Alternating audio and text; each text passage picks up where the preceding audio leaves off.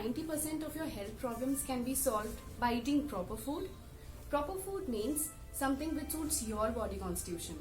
Hi, I am Dr. Shaili Indoria, an Ayurvedic doctor, diet expert, and a pulse reader.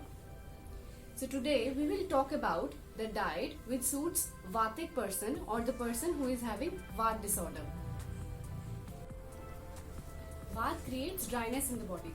तो हमें diet में वो सब चीजों को कम करना चाहिए जो ड्राइनेस को बढ़ाती है. सबसे पहले उनमें से है चाय और कॉफी.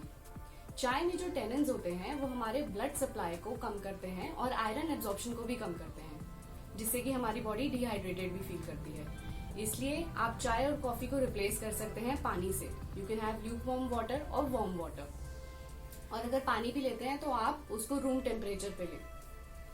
सेकेंड इज ऑयल और घी हमें ज्यादा यूज करना चाहिए जिन लोगों का वात बढ़ा रहता है, क्योंकि वात का नेचर है ड्राइनेस प्रोवाइड करना. तो हमें वो चीजें लेनी चाहिए जो हमारी बॉडी को अंदर से मॉइस्चराइज करे और ल्यूब्रिकेट करे, जिसमें घी हम ले सकते हैं. Cause ghee is very good for health. अगर हम ऑयल की बात करें तो you can use coconut oil, mustard oil, groundnut oil, soybean oil. ये सब आप खाना बनाने में यूज कर सकते हैं, जिससे कि आपकी बॉडी को ड्राइनेस कम फील हो.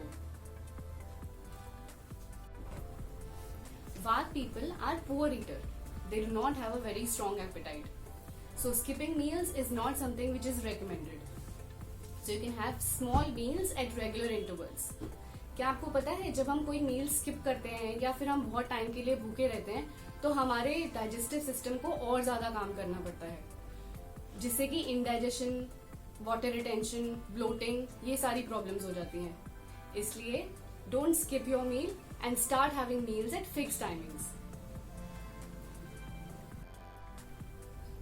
Vat has a cooling effect on our body, so we need to have diet or food which gives warmth to our body. अगर आप पानी भी पीते हैं तो आइस कोल्ड वाटर ना पिए. नॉर्मल टेम्परेचर पे रखा हुआ पानी या फिर उसको थोड़ा सा गर्म करके वो पानी पी सकते हैं.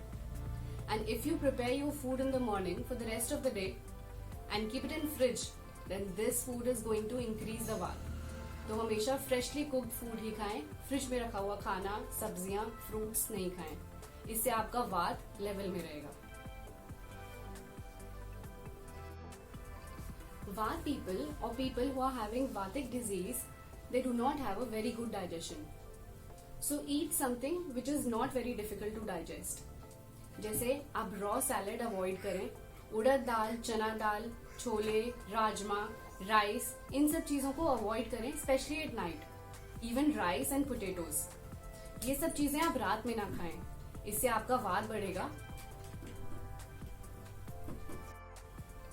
So you can have light food. जैसे आप येलो मूंग दाल खा सकते हैं, मसूर दाल खा सकते हैं. इन सब चीजों से आपका वात स्टेबलाइज रहेगा और इम्बैलेंस नहीं होगा. People who are having imbalanced vat in the body suffers from constipation. So ghee in milk boosts the digestive system by stimulating the secretion of digestive enzymes.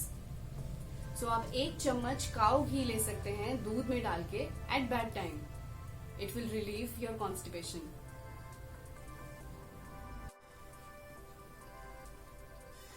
So these were the few dietary instructions which should be taken by a Vatic person or the person who are having Vat related disease. Start eating according to your body type and see how your body responds. Eat healthy, stay healthy.